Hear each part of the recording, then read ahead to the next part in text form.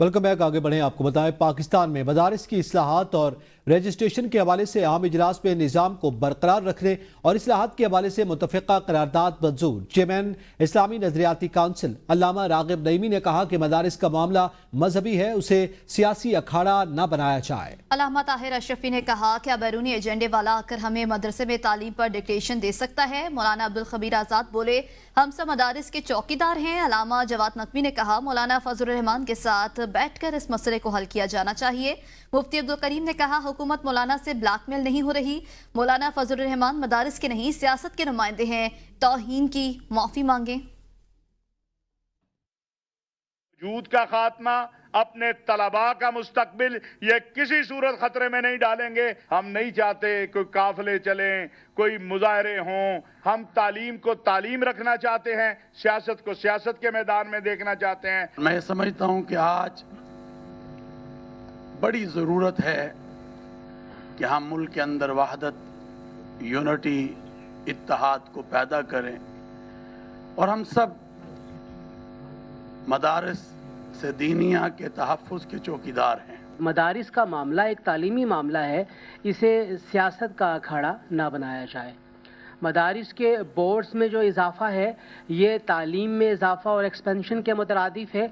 अगर हर बच्चा मदरसे में जा रहा है तो उसकी रजिस्ट्रेशन क्यों ना हो, और रजिस्ट्रेशन होने से कौन सा ऐसा इकदाम हुकूमत ने उठाना है जिस इकदाम से किसी का जाती नुकसान होगा। असल बहरान तो फिर हुकूमत ने खड़ा किया है और मदरसों की गर्दन में डाल दिया है, और आज मदारिस और उलमा आमने सामने आ गए हैं। ये फजा अफसोसनाक है। हम हरगिज उलमा का आपस में तसादुम नहीं चाहते, मदरसों का नहीं चाहते। मेरा ख्याल है ये पहली दफा है कि हुकूमत मौलाना से ब्लैकमेल नहीं हो रही और हमें इनके साथ खड़ा होना चाहिए। मौलाना फजलुर रहमान साहब मदारस के नुमाइंदे नहीं हैं, वो सियासत के नुमाइंदे हैं। वगरना सियासतदान तो हमारे मुल्क का मदारस के कई जमातों में हैं, कई MNA हैं, कई MP हैं, लेकिन हमने सियासत को बिल्कुल अलहदा रखा हुआ है। मदारिस इजलास से खिताब करते हुए वफाकी वज़रा ने कहा, मौलाना फजलुर रहमान काबिल एहतराम है, उनकी भी तजावीज़ सुनेंगे। रजिस्ट्रेशन का मकसद हरगिज़ मदारिस को कंट्रोल करना नहीं, मदारिस के तुलबा के लिए असर तालीम के माशरे पर मज़बूत असरात मुरतब होंगे। भी आपने यहाँ पे तजावीज़ दी हैं, वो मैंने भी वफाकी वज़ीर मजहबी उमूर जनाब चौधरी सालिक हुसैन साहब ने भी, वफाकी वज़ीर तालीम जनाब डॉक्टर खालिद मकबूल सदीकी ने भी, हमने ये नोट कर ली हैं। उसका मकसद ये था कि मदारिस को कौमी धारे में लाया जाए और कौमी धारे में लाकर जो मुख्तलिफ मनफी चीज़ें मदारिस के साथ अटैच हो जाती हैं उसको ख़त्म किया जाए।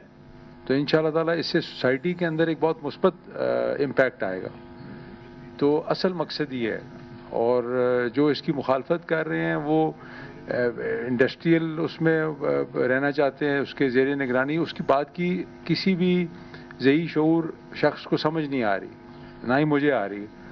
तो मैं उम्मीद करता हूँ इंशाअल्लाह ताला इसी तरह ही हम मज़ीद भी मिलते रहे। वाहिदा तय पाया, उसी को हमने अपने कारकर्दगी के लिए अपने लिए रख लिया। इसमें दो चीज़ें ये थीं कि 5 साल के अंदर अंदर जितने भी मदारिस हैं उनको रीजनल बोर्ड ऑफ एजुकेशन उनके साथ मुंसलिक कर देंगे। हमारे मदारिस के बच्चे मैट्रिक कर सकेंगे, FSC कर सकेंगे, BA BSc कर सकेंगे, और ज़िंदगी के किसी भी फील्ड में वो जाना चाहें वो जा सकते। हम रियासत से तसादुम नहीं बल्कि रजिस्ट्रेशन चाहते हैं। मौलाना फजलुर रहमान कहते हैं, उलमा को उलमा के मुकाबले में लाया जा रहा है। जो उलमा इस्लामाबाद में जमा हुए उनका एहतराम करते हैं। हम जीत चुके, पार्लियामेंट मदारिस बिल पास कर चुकी, अब क्यों मुताजा बनाया जा रहा है। हुकूमत इस मामले को सियासी अखाड़ा ना बनाए। हम इस्तेहकाम, जबकि हुकूमत अदम इस्तेहकाम लाना चाहती है। इस वक्त हमें हुकूमत की तजावीज़ कबूल नहीं, हम लाएअमल बना रहे थे। मुफ्ती तकी उस्मानी के कहने पर मौखर किया। मुफ्ती तकी उस्मानी ने 17 दिसंबर को मदारिस से मुतालिक इजलास बुलाया है। 26वीं तरमीम का मरहला आया, इन मुज़ाकरात में جہاں ہم نے 26ویں ترمیم پر مذاکرات کی 1 مہینہ اور 56 کلازز سے ہم ان کو 34 کلازز سے دستبردار ہونے پر ہم ان کو آمادہ کیا. ایک بل ہمارا پہلے سے متفقہ موجود ہے، اس کو بھی پاس کیا جائے. پارلیمنٹ کے اندر کی تمام پارٹیاں اس پہ متفق ہو گئی تھی اور وہ بل پیش ہوا اور سینٹ نے پاس کیا، قومی اسمبلی نے پاس کیا.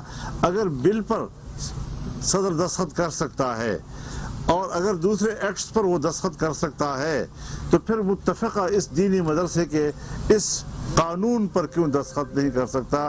ہم نے مکمل طور پر آزادی دی ہوئی ہے تمام مدارس کو کہ وہ کسی بھی وفاق کے ساتھ الحاق کرنا چاہیں. وفاقی وزیر داخلہ محسن نقوی نے جامعہ اشرافیہ لاہور میں وفاق المدارس پر سرپرستی اعلیٰ مولانا فضل الرحمان رحیم اشرفی سے ملاقات کی ہے. دونوں رہنماؤں کے درمیان دینی مدارس کے بل کے حوالے سے تفصیلی تبادلہ خیال ہوا. مولانا فضل الرحیم نے کہا مدارس کے معاملات پر سیاست نہیں ہونی چاہیے، مدارس کے ایشو پر ہم اپنا مثبت کردار ادا کریں گے. پنجاب میں بھی وفاق کی طرز پر مدارس محکمہ تعلیم کے ماتحت ہونے چاہیے. وزیر داخلہ محسن نقوی نے مدارس کے حوالے سے مثبت کردار ادا کرنے کی یقین دہانی پر مولانا فضل الرحیم کا شکریہ ادا کیا.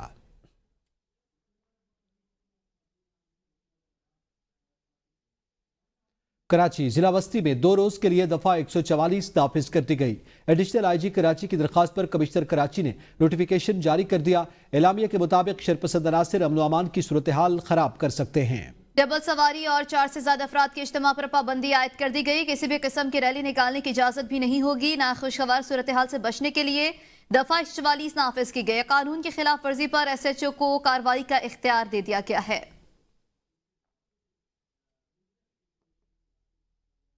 وقت تو ہے ایک بریک کا، ساتھ رہیے گا.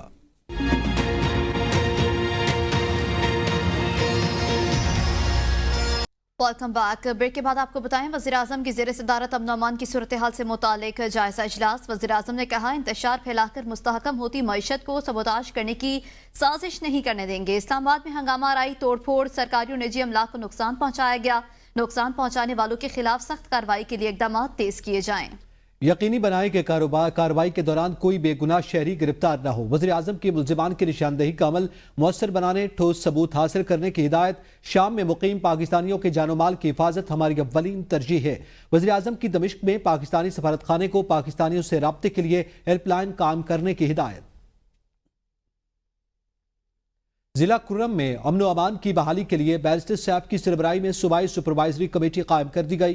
صوبائی وزیر قانون آفتاب عالم بھی کمیٹی کے ممبر نامزد. کمیٹی میں انتظامیہ اور قانون نافذ کرنے والے اداروں کے اعلیٰ افسران شامل ہوں گے. اعلامیہ کے مطابق کمیٹی کا مقصد حکومتی فیصلوں پر مؤثر عمل درآمد کو یقینی بنانا ہے. کمیٹی ضلع کرم میں امن و امان کا قیام اور استحکام کے لیے عملی اقدامات کرے گی. چیئرمین تحریک انصاف بیرسٹر گوہر نے کہا ہے کہ ڈی چوک احتجاج کے دوران 200 لاپتہ کارکنوں کی فہرست تیار کر لی ہے. معاملہ ہر فورم پر اٹھائیں گے. رپورٹ بانی پی ٹی آئی کو بھی دیں گے. بانی پی ٹی آئی کی زندگی ہمارے لیے اہم ہے. فیصل وارڈا کے کسی بیان کا جواب نہیں دوں گا. میڈیا سے گفتگو میں بیرسٹر گوہر کا کہنا تھا کہ تحریک انصاف مدارس رجسٹریشن کے معاہدے پر آج بھی قائم ہے. اس سے ملکی قوانین مخالف سرگرمیاں رک سکتی ہیں. مدارس میں بچوں کو جدید علوم بھی پڑھائے جانے چاہیے. مولانا فضل الرحمان صاحب سے ہماری آنے نہ بات ہوتی رہتی ہے اور وہ جو اپوزیشن میں ہمارے ساتھ یہ ایک اتفاق ہم کرنے جا رہے تھے کہ رجسٹریشن میں ہم ایک ساتھ کا اسٹینڈ لیں گے. لیکن جہاں تک مدارس کی رجسٹریشن کا تعلق ہے تو اس میں پاکستان تحریک انصاف نے اپنے دور حکومت میں ان سب میں کنسنسس ڈیولپڈ کرا کے جو مدارس کا اتحاد ہے ان کے ساتھ ایک معاہدہ ہوا تھا اور ہم اس معاہدے پہ آج بھی قائم. اور تو رجسٹریشن ہونا بھی چاہیے اور ان کا نصاب اپروو ہونا چاہیے اور ان بچوں کا ووکیشنل اور جو دینی علم کے ساتھ باقی جس کو ہم کہتے ہیں جی یہ سائنسی علم ہے اس کا ہونا بھی لازم ہے. تو یہی ہمارا موقف. وزیر اتفاق خواجہ آصف نے ABN نیوز سے خصوصی گفتگو کرتے ہوئے کہا حکومت کو بانی پی ٹی آئی کو سول نافرمانی کی تحریک کرنے دینی چاہیے تاکہ جتنی بھی دھمکیاں ہیں وہ استعمال کر لیں. بانی پی ٹی آئی کے کون سے مطالبات ہیں جو ملک اور قوم کے مفاد میں ہیں؟ ریاست نہ پہلے بلیک میل ہوئی نہ اب ہوگی. بانی پی ٹی آئی نے سول نافرمانی کی تحریک کا دھرنے میں بھی اعلان کیا تھا اور خود بل جلائے تھے. بانی پی ٹی آئی آہستہ آہستہ بے نقاب ہو رہے ہیں. مزید بے نقاب ہو جائیں گے. ان کے پاس اس قسم کی بڑکے مارنے کا بھی کوئی جواز باقی نہیں رہ جائے گا. جب ہم لوگ قید تھے تو یہ امریکہ میں کہتے تھے میں یہ کر دوں گا وہ کر دوں گا. یاد ہوگا کہ سول نافرمانی کی تحریک یہاں پہ دھرنے میں بھی اناؤنس کی تھی اور خود بل جلائے تھے انہوں نے تو میرا ذاتی رائے ہے کہ حکومت کو ان کو یہ کرنے دینی چاہیے تاکہ جتنی بھی دھمکیاں ہیں وہ استعمال کر لیں. کوئی مطالبات تسلیم ان کا کون سا مطالبات ہیں جو ملک اور قوم کے مفاد میں ہے. ریاست جو ہے ان سے بلیک میل نہ پہلے ہوئی ہے نہ اب ہو.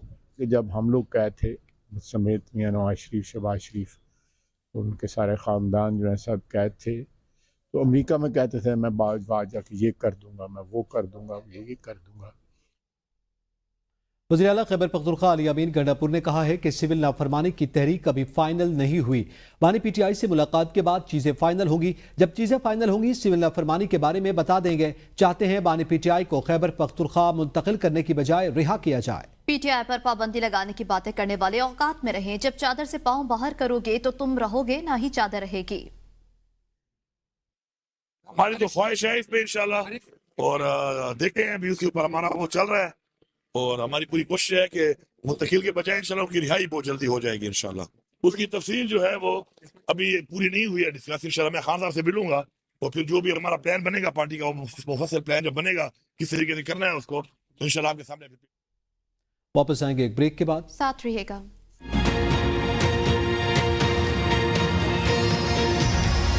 Welcome back. آگے بڑھیں. آپ کو بتائیں پاکستان سٹاک مارکیٹ میں 1 لاکھ کا تاریخی سنگ میل عبور کرنے کے بعد ایک اور نیا ریکارڈ بن گیا. کاروباری ہفتے کے پہلے روز پاکستان سٹاک مارکیٹ میں کاروبار کا منفی آغاز ہوا اور 100 انڈیکس میں 678 پوائنٹس کی کمی دیکھی گئی جس سے انڈیکس 1,09,375 پر آ گیا. کاروبار کے دوران مارکیٹ میں تیزی دیکھنے میں آئی اور انڈیکس میں اضافہ ہوا جس سے انڈیکس 1,09,868 پر پہنچ گیا. کاروبار کے دوران مارکیٹ نے اور ایک نیا ریکارڈ بنا دیا اور انڈیکس 1,044 پوائنٹ سے 1,10,098 تک پہنچ گیا. چیئرمین پیپلز پارٹی بلاول بھٹو زرداری سے سندھ میں انسداد بدعنوانی کھیل اور امور نوجوان اور زراعت کے محکموں کے وزیر سردار محمد بخش خان مہر نے بلاول ہاؤس میں ملاقات کی. اس موقع پر انہوں نے اپنے محکموں کی کارکردگی سے متعلق بریف کیا.